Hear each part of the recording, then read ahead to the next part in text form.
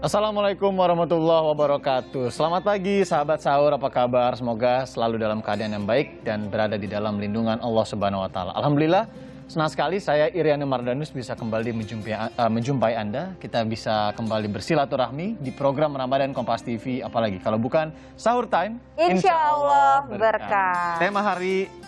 Tema kita hari ini, sahabat sahur, ini menarik. Ini adalah bulan Ramadan sebagai bulan pendidikan. Nah, itu dia. Tapi tentu saya tidak membahasnya sendiri. Sudah ada Aca Natasha Rizky yang akan menemani sahabat sahur juga ngobrol-ngobrol. Aca, gimana puasanya? Semangat hari ini. Semangat ya? Ya, karena kayaknya selain hari ini puasanya juga semakin semangat, tapi kita juga mau belajar ilmu baru lagi nih hari ini. Betul. Selalu ya, Sahur Time ini mengajarkan juga ya ilmu. Banyak wawasan untuk kita semua. Nah, Aca kembali untuk menyapa sahabat sahur. Sahabat sahur semua yang di rumah sepertinya lagi sibuk menyiapkan sahurnya ya.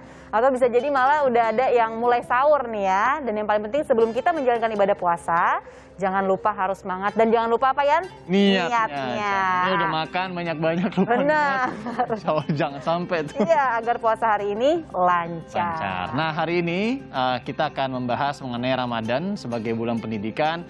Sudah ada dua narasumber luar biasa kita yang hadir di studio Kompas TV. Saya kenalkan dulu, biasa yang dekat. Yanda dulu ya, Ca ya. Ini ada Gus Muhammad Hasan Habibi atau Gus Hasan. Sehari-harinya Gus Hasan ini sibuknya di Kementerian Pendidikan dan Kebudayaan dan juga sebagai pengasuh Pondok Pesantren Baitul Hikmah di Sawangan, Depok. Assalamualaikum Gus, selamat pagi. Waalaikumsalam warahmatullahi wabarakatuh. Sehat, Gus, ya? Selamat pagi Mas. Salam sehat juga semuanya. Mantap, salam. Amin. Silakan Aca. Di sebelah aku udah ada Syaifullah Amin, Kang Amin. Apa kabar Kang Amin? Alhamdulillah. Sehat Kang. Insya Allah. Kita ketemu terus sama Kang Amin ya, nih. Jadi semangat nih, soalnya dapat ilmu baru terus. Betul, insya Allah. Ya, ini lanjut ya Yan. Ini kan bulan Ramadan ini kan menjadi momentum terbaik ya untuk umat muslim menimba berkah dari Allah nih. Nah, ini mohon izin untuk Gus, kita kira-kira nih bisa mengambil pelajaran apa sih dari datangnya bulan Ramadan? Silakan Gus. Oke, terima kasih Mbak. Jadi saya karena sehari-hari ya beraktivitas di dunia pendidikan, biasanya kita mengenal ada 3 terminologi kecerdasan. Ya. Yang pertama tentu kecerdasan intelektual atau orang mengenal itu sebagai intellectual quotient gitu ya. Kemudian yang kedua adalah kecerdasan emosional, yang ketiga adalah kecerdasan spiritual. Ya. Nah, bulan Ramadan ini adalah situasi yang sangat tepat di mana 3 item tadi bisa langsung dilatihkan dan Allah langsung kemudian melatihkan kepada para hambanya untuk 3 item itu bisa semuanya kena. Oke. Yang pertama tentu kalau kita bicara kecerdasan intelektual, acara-acara semacam ini di mana kemudian kita bisa mengupdate informasi, mendapatkan ilmu baru, kajian-kajian yang terus kita ikuti gitu ya, dari pagi sampai kemudian malam hari, tentu akan menambah wawasan kita tentang keagamaan, tentang kemudian juga dimensi sosial maupun keilmuan-keilmuan yang lain. Nah, kalau dari sisi emosional, Ramadan ini memang betul-betul juga melatih kita terhadap empati dan kepekaan terhadap sesama. Kita sama-sama lapar nih, merasakan apa yang dirasakan oleh saudara-saudara kita yang lain. Kemudian kita perbanyak sedekah juga. Kemudian kita bayar zakat juga di sini. Ini sekali lagi melatih empati kita, melatih emosional kita, sehingga kita bisa merasakan apa yang dirasakan oleh saudara-saudara yang lain. Dan ini 1 bulan lamanya. Nah, yang ketiga tentu kalau kita bicara terminologi kecerdasan terkait dengan kecerdasan spiritual. Ini tidak usah ditanya kalau bulan suci Ramadan ya.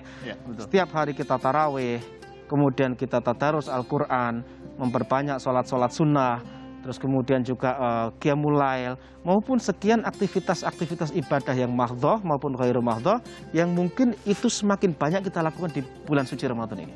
Sehingga 3 kecerdasan ini selama 1 bulan lamanya, itu terus-menerus diasah, terus-menerus dilatih, sehingga insya Allah kalau misalnya ini semua nanti bisa kita lakukan secara istiqomah, kalau kita meminjam bahasa yang sering kali dipakai oleh para kiai, para ustadz, terhadap apa sih yang menjadi tujuan puasa ini, kita harapkan nanti akan menjadi hamba yang bertakwa atau la'alakum tatakun. Itu kira-kira sedikit yang bisa kami ceritakan terkait dimensi pendidikan yang terjadi selama di bulan suci Ramadan. Luar biasa. Tadi ya 3 ilmu tadi itu ya Gus ya, yang penting ya kita juga selalu berpikir bahwa ilmu itu selalu eksak atau apapun yang kita pelajari. Ternyata ada spiritualnya juga tadi dan juga emosionalnya ya. Nah, ke Kang Amin nih, boleh nih. Ya Anda ke Kang Amin. Kang, mengapa Ramadan ini sebenarnya disebut sebagai bulan tarbiyah, Tarbiyah. Kang Amin? Silakan. Assalamualaikum warahmatullahi wabarakatuh. Waalaikumsalam warahmatullahi wabarakatuh. Kak Rizky, Mas Yanda, dan para pemirsa sekalian, sebelum saya menjawab pertanyaan itu, saya akan membaca terlebih dulu sebuah kutipan hadis An Abi Surayyata Sabrata bin Mas'udin Al-Juhani radhiyallahu anhu qala Rasulullah sallallahu alaihi wasallam Sallallahu alaihi wasallam. Allimus sabiyya as-salata li sab'in sinina. Ajarkanlah kepada anak-anak pelajaran sholat ketika mereka mulai berumur 7 tahun.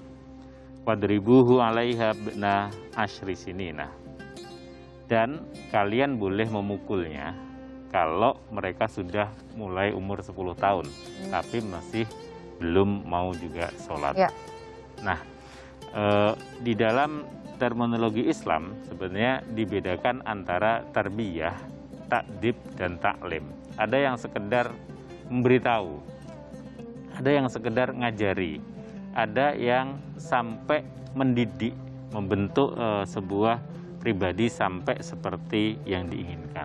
Nah, ini biasanya disebut sebagai tarbiyah. Nah, di dalam bulan puasa ini, kita semua umat Islam itu mendidik diri kita, seluruh anggota badan kita dan pikiran serta perasaan kita untuk menjadi orang yang lebih baik. Nah, khususnya kepada anak-anak itu seperti juga ketika terhadap ibadah sholat. Kepada anak-anak kita harus mengajarkan mereka untuk mulai berpuasa. Ya. Baik ketika umur mereka sudah masuk 7 dan 10 tahun, berpuasa baik di dalam arti dia harus bersikap sebagai orang yang berpuasa ketika ada di tempat umum bersama orang lain, maupun dia harus juga istiqomah, komitmen terhadap puasanya, terhadap ibadahnya ketika dia sedang ada di tempat sepi atau sendirian saja. Jadi seperti juga kita mendidik diri kita agar kita ini komitmen dengan ibadah kita, baik ketika di tempat umum maupun di tempat sepi, maka kita mendidik anak-anak agar mereka juga memiliki komitmen yang sama dalam beribadah, baik ketika ada di tempat yang ramai bersama masyarakat bersosial maupun ketika mereka sedang dalam kesendirian. Nah, kita tahu bahwa ibadah puasa ini adalah ibadah yang langsung berhubungan dengan Allah Subhanahu wa Ta'ala dalam masalah pahalanya, sehingga terkadang ibadah puasa ini yang sering dijadikan tolak ukur apakah seseorang ini beriman atau beribadah dengan baik ataukah tidak. Karena kalau sholat kan hanya sebentar, ketika dilihat orang selesai. Kalau sedekah tadi hanya memberikan saat itu saja dan lain sebagainya. Nah, sementara ketika puasa itu ya dari mulai kita sahur imsak nanti sampai kita berbuka puasa, kita bisa ada di mana saja setelah itu.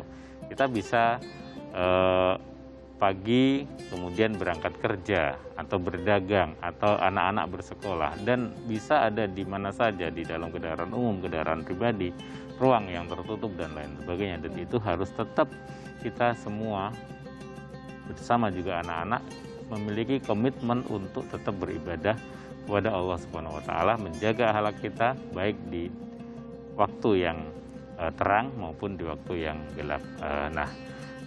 Bagaimana Ramadan itu, bulan Ramadan kemudian menjadi bulan pendidikan adalah Ramadan ini memang bulan yang suci, bulan yang istimewa bagi umat Islam. Al-Quran juga turun di bulan Ramadan. Kemudian ada Lailatul Qadar dan ada beberapa jihad yang dilaksanakan pada bulan Ramadan. Nah, di Indonesia misalnya kita melihat anak-anak SD, anak-anak SMP itu kan ketika bulan Ramadan harus membuat laporan ibadah untuk sekolah. Masya Allah. Nah, ini terkadang orang bertanya, ngapain sih ibadah itu kok harus dicatat-catat segala buat laporan? Ibadah itu kok dinilai? Ibadah itu kan kepada Allah. Nah, itulah gunanya Ramadan itu sebagai bulan ibadah. Jadi bukan masalah ibadah itu kepada Allah, tapi bagi anak-anak Ramadan ini tempat mereka melatih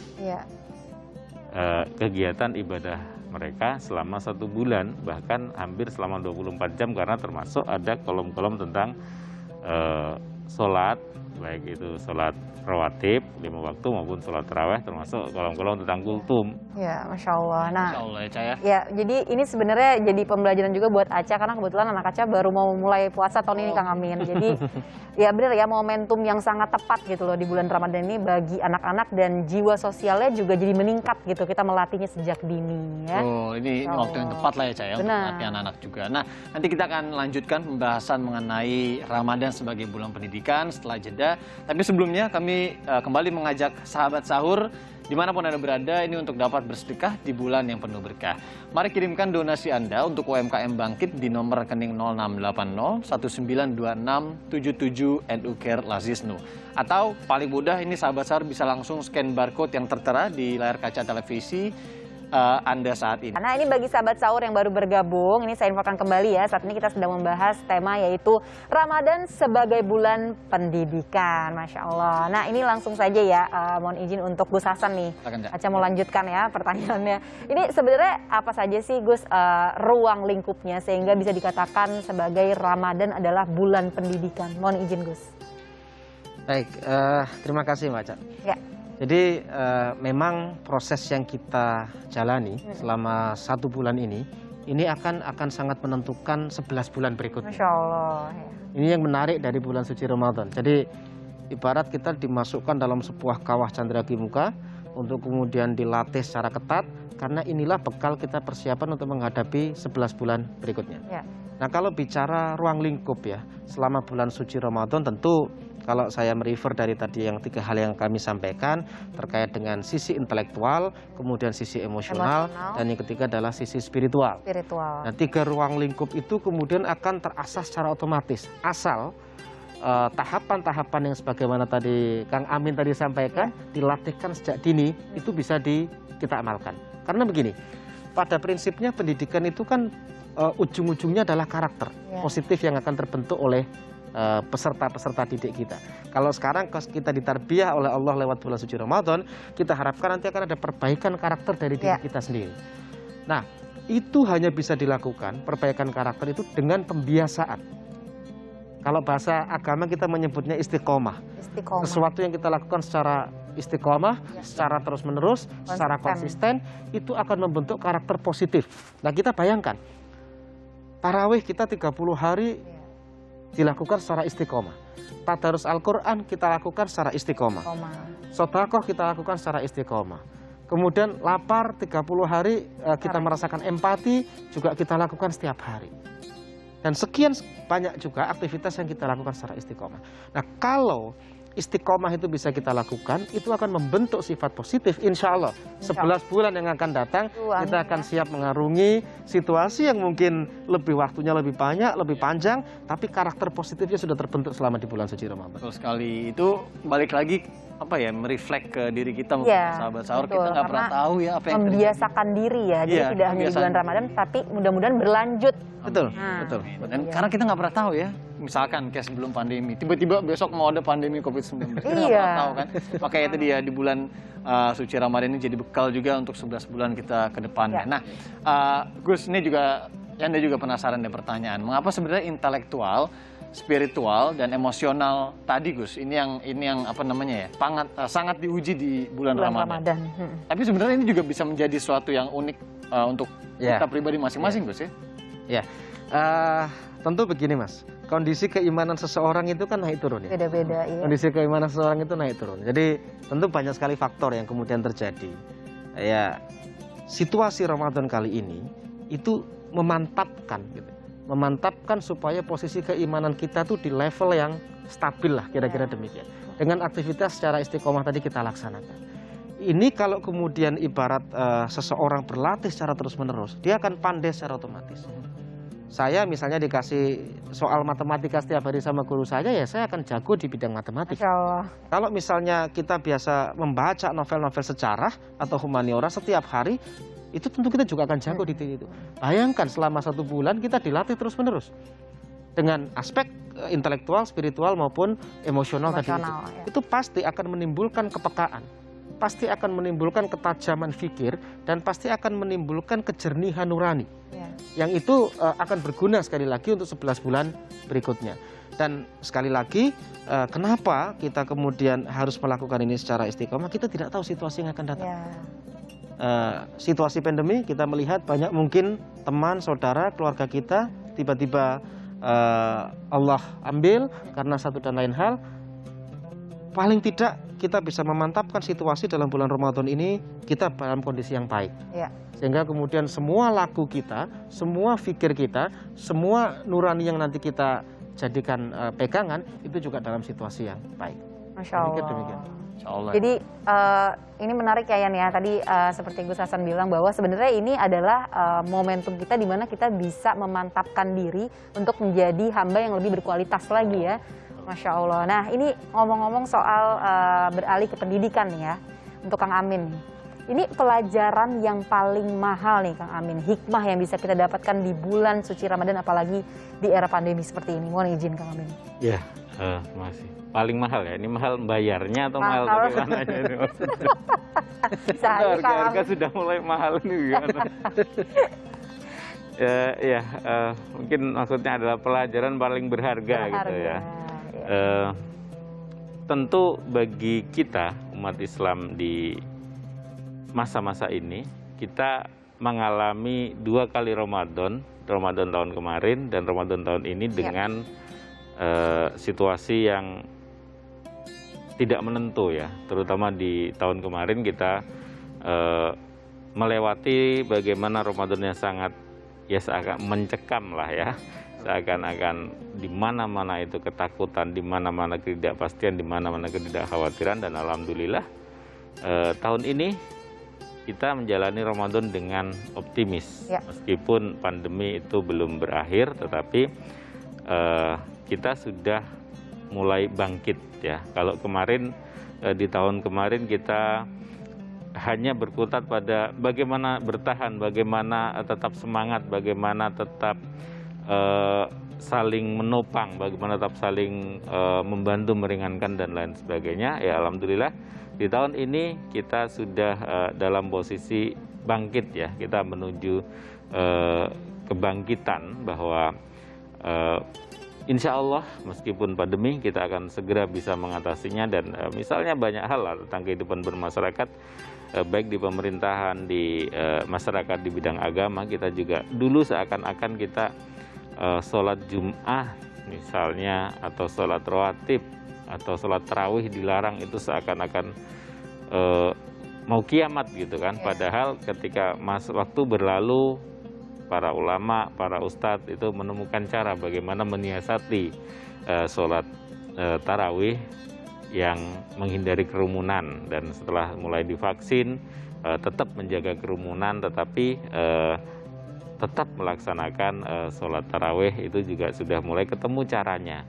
Begitupun ya di dunia usaha, termasuk di bidang filantropi ya, ada banyak lembaga amal yang juga menyalurkan bantuan-bantuannya UMKM untuk UMKM ya. Jadi seperti acara kita pada sahur time kali ini juga. Tapi intinya adalah selama 2 Ramadan kali ini kita memiliki satu pengalaman yang sangat berharga bahwa kita bisa mendidik diri kita bisa mendidik masyarakat, kita bisa mendidik bangsa kita gitu ya Gus ya. Untuk tetap optimis, tetap bertahan, dan penuh harapan dengan dilandasi nilai-nilai keimanan serta ketakwaan kepada Allah Subhanahu wa taala. Karena memang dua kali Ramadan ini benar-benar beda ya. Memang bedanya tahun ini udah bener ya. Udah lumayan agak terlonggar lah ya. Kita juga sudah terbiasa dengan misalkan protokol kesehatan yang tahun lalu itu masih asing dan awam banget gitu ya. Iya benar, kalau dulu kan semuanya yang tadi benar kata Kang Amin, semuanya serba kekhawatiran tuh melanda kita gitu loh. Tapi ya Masya Allahnya tadi kata Kang Amin juga mengatakan bahwa itu adalah momen dimana kita melatih diri dalam keimanan kita ya Yan ya. Mungkin dalam kata lain juga itu mendidik kita sendiri ya, untuk terbiasa begitu. Ya, sahabat sahur di rumah ini tampaknya juga ingin ikut bertanya ya dengan kita ya kayaknya ya Yanda ya. Karena sudah banyak pertanyaan yang masuk ya Yan ya. Bisa, tentu bisa. Nggak cuma Aca sama Yanda aja nih yang nanya ke guru-guru kita hari ini. Ada Gus Hasan, ada Kang Amin.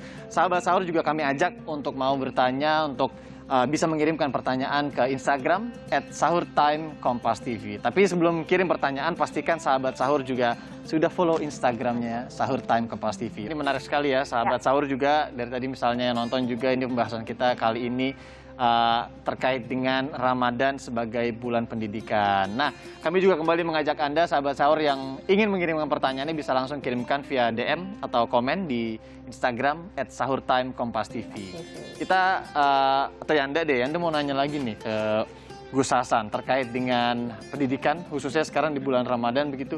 Gus, mungkin masalah pendidikannya dulu ya. Pendidikan sejauh ini di Indonesia mungkin dari Ramadan tahun lalu sampai Ramadan tahun ini masih kita tahu berubah banget ya Gus ya? Iya, sangat berubah Gus, terutama buat emak-emaknya ya Gus Hasan, ya Allah. Sebagai ibu rumah tangga juga merasakan banget kali. Banget. Nah, bagaimana sih sekarang kondisi pendidikan kita khususnya di bulan Ramadan saat ini? Apa yang mungkin Gus bisa sharing begitu ke teman-teman sahabat sahur juga di rumah? Oke, terima kasih Mas. Jadi benar sekali ya. Jadi bahwa 1 tahun ini kan saya pikir semua sektor, nggak cuma pendidikan ya. Ini kan berubah drastis karena pandemi. Kami yang selama ini beraktivitas di dunia pendidikan juga merasakan hal yang sama.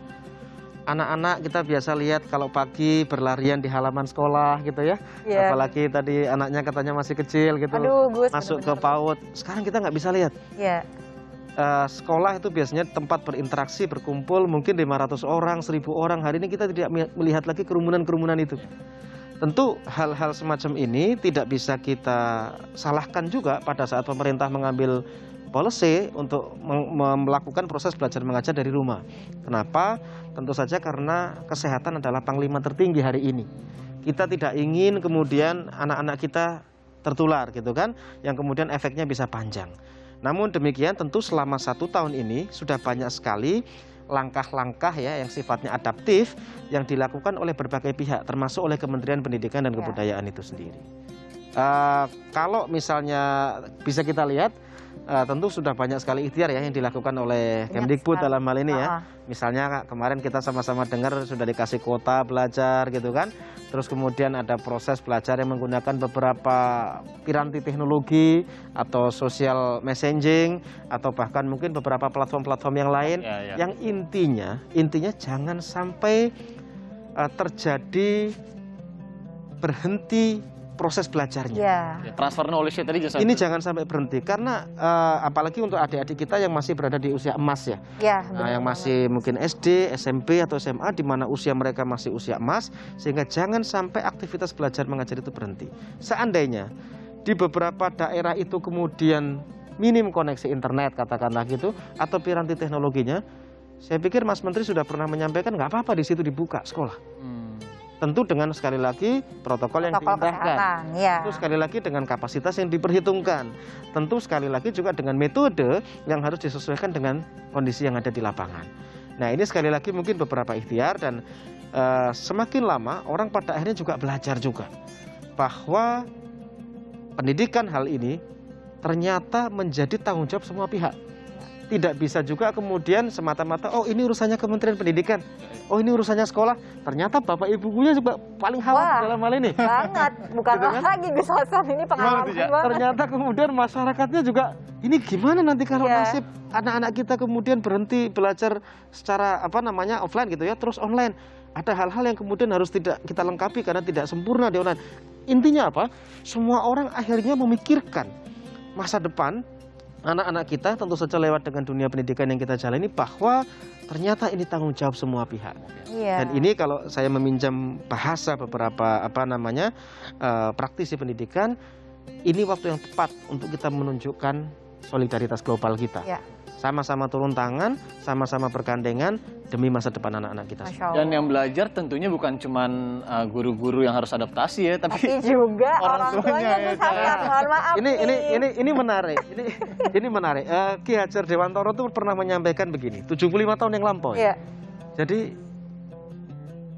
Ki Hajar Dewantoro pernah menyampaikan bahwa setiap orang itu pada akhirnya akan menjadi guru. Dan setiap rumah itu menjadi sekolah. Masya Allah. Nah ini kan tentu tadi masing-masing orang tua yang selama ini tidak memiliki keseriusan, tidak memiliki perhatian yang cukup, hari ini betul-betul memperhatikan. Benar, benar. Dan kemudian rumah-rumah kita, mau semewah apapun, atau sesederhana apapun, hari ini menjadi dinding-dinding sekolah. Ya, Masya Allah. Di mana kemudian proses belajar mengajar terjadi di sana. Ini kalau dalam tradisi orang-orang pesantren mungkin Ki Hajar Dewantoro itu udah dianggap wali gitu ya. Karena beliau pernah menyampaikan itu 75 tahun yang lampau. Tapi ini juga sekaligus menjawab bahwa pendidikan tidak bisa dipisahkan, Ya. tanggung jawab menjadi Bersama. milik bersama-sama, dan semua orang harus turun tangan dalam konteks untuk mempersiapkan masa depan yang terbaik buat anak-anak. Masya Allah. Masya Allah. Ini benar-benar hikmah buat kita semua ya, Masya karena Allah. jadi kita juga lebih, terutama buat orang tua, kita jadi jauh lebih dekat dengan anak-anak, apalagi kualitas waktu kita untuk mereka jauh lebih baik dari sebelumnya. Satu sisi ada yang positif tadi aja. Ada yang positifnya pasti, negatifnya juga ada ya. Ya orang tuanya kadang-kadang suka setewan. Subhanallah. Ya ini lanjut kembali ke pendidikan anak nih. Mohon izin untuk Kang Amin. Bagaimana sih Rasulullah SAW mengenalkan ibadah untuk anak-anaknya? Bagaimana Rasulullah mengajarkan anak-anaknya? Mohon izin. Ya, ini sangat relate ya. Ya. Seperti juga tadi diterangkan oleh Gus Hasan, Ya. bahwa Ki Hajar Dewantoro menyetir ya rumah itu adalah sekolah. Itu maka hadis Nabi Muhammad SAW juga menyatakan itu madrasatul ula. Ibu ini adalah sekolah pertama bagi anak-anaknya. Dan kita tahu itu terbukti di hari ini. Banyak ibu-ibu, Aduh Kang Amin. banyak ya. Langsung ada. Langsung nutup nih. Banyak ibu-ibu itu yang mengeluh dengan kenakalan anaknya. Para guru kemudian banyak yang pakai jok. Ya, selama ini ibu-ibu nggak tahu kalau anaknya itu nakal. Begitulah beban guru-guru di Ya, sekolah Allah menghadapi banyaknya kenakalan anak-anak. Sementara ibu-ibu hanya menghadapi kenakalan anaknya sendiri. Para guru di sekolah itu menghadapi kenakalan anaknya orang sekelas. Masya Allah. Jadi anak-anak sekelas kan, maka berlipat-lipatlah, dan ini menjadi satu pelajaran yang penting bagi kita semua, bagaimana sebuah keluarga itu memang mesti mampu mendidik anaknya dengan lebih baik, dan tidak pada tempatnya ibu-ibu itu sering ngomel kepada guru-guru anak-anaknya, baik di sekolah maupun di tempat-tempat pengajian dan lain sebagainya. Nah, terkait dengan tata untuk mengenalkan ibadah kepada anak-anak, Rasulullah SAW diceritakan itu pernah satu ketika sedang sholat, sedang ruku dan sujud itu dinaiki oleh cucunya Hasan dan Husain, sehingga ketika sujud kemudian Hasan dan Husain naik di punggungnya, maka Rasulullah memanjangkan sujudnya sehingga Hasan dan Husain itu betah di atas punggung Rasulullah ketika Rasulullah itu sedang sholat. Artinya apa? Rasulullah mengenalkan kepada cucu-cucunya sedini mungkin untuk beribadah kepada Allah Subhanahu wa taala, dan demikian pun kita di masyarakat Indonesia sekarang ini seperti di awal tadi kita singgung, puasa itu adalah bulan di mana pendidikan karakter termasuk pendidikan beribadah itu ditekankan, bahkan sampai diformalkan dengan rapor selama bulan Ramadan itu, rapor ibadah dan lain sebagainya itu sendiri. Masyarakat Indonesia biasa mendidik anak-anaknya itu dengan melatih puasa, tidak harus langsung puasa penuh sehari. Hari gitu Kang. Ya, tetapi bisa dengan di Jawa disebut puasa beduk. Jadi ketika duhur itu makan dulu ya. Ketika beduk terdengar, dia anak-anak makan dulu. Kemudian minum, kemudian dilanjutkan puasa lagi. Nah, sebenarnya ini bukan hanya bisa diterapkan kepada anak-anak, tetapi bisa diterapkan juga kepada orang-orang yang baru belajar agama Islam. Ya. Mungkin para mu'alaf ya, yang kemarin sebelumnya itu takut, oh jangan-jangan nanti kalau puasa sakit dan lain sebagainya, maka biar tidak kaget mungkin bisa puasa dulu setengah hari dulu. Dicoba beberapa hari, baru kemudian besok sampai asar, dicoba lagi kalau sudah kuat ya sampai kepada maghrib gitu. Ya. Termasuk tata caranya adalah dengan mengakhirkan waktu sahur sampai pada imsak. Jadi memang makannya itu terakhir sampai minum ya menjelang imsak itu tadi. Ya, ya. Baru minum, sehingga ketika jam 9, jam 10 itu masih beberapa jam minum gitu kan, sehingga itu lebih kuat. Insya Allah. Berarti puasa setengah hari efektif ya untuk proses diri, untuk melatih bagaimana kita mengenal puasa itu sendiri untuk anak-anak kita sejak dini ya Yan ya. Ya, ini Masya Allah semakin seru ya Yan ya, apalagi juga sahabat sahur kayaknya udah nggak sabar mau nanya-nanya sama guru-guru kita nih hari ini. Jadi silakan saja langsung mengirimkan pertanyaannya ke Instagram @sahurtimekompastv.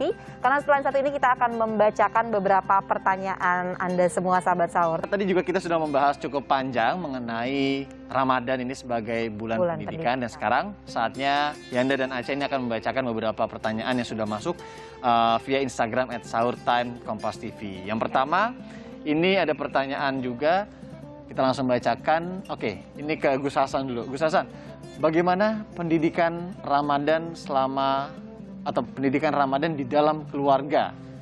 Mungkin kita tahu juga ya, Ramadan ini 2 kali, 2 tahun ini sangat berbeda. Pola-pola, mungkin tips juga yang bisa Gus Hasan kasih ini untuk keluarga-keluarga atau sahabat sahur yang nonton, memberikan pendidikan di bulan Ramadan yang baik, apalagi kan gak ada sekolah offline tadi Gus Hasan bilang. Iya, tentu dengan perbedaan situasi ya Mas ya, ini kan mau tidak mau harus banyak sekali modifikasi yang dilakukan. Ya. Dalam proses belajar mengajar, baik selaku orang tua maupun bapak ibu gurunya ke adik-adik maupun anak-anak kita di rumah. Tadi Kang Amin sudah secara singkat menjelaskan bagaimana Rasulullah sudah mencontohkan mendidik putra-putranya. Terus bagaimana dengan kondisi sekarang?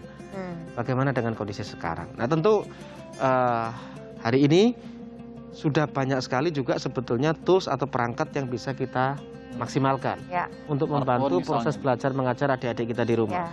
Entah menggunakan gadget, atau melihat televisi, atau menggunakan internet.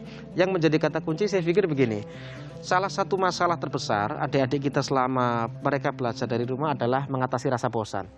Mengatasi rasa bosan. Kalau kita bisa beradaptasi dan memberikan mungkin beberapa hal yang menarik supaya rasa bosan itu hilang, tentu dengan konteks positif ya, di Ramadan ini akan sangat membantu proses belajar mengajar pendidikan kita buat adik-adik kita.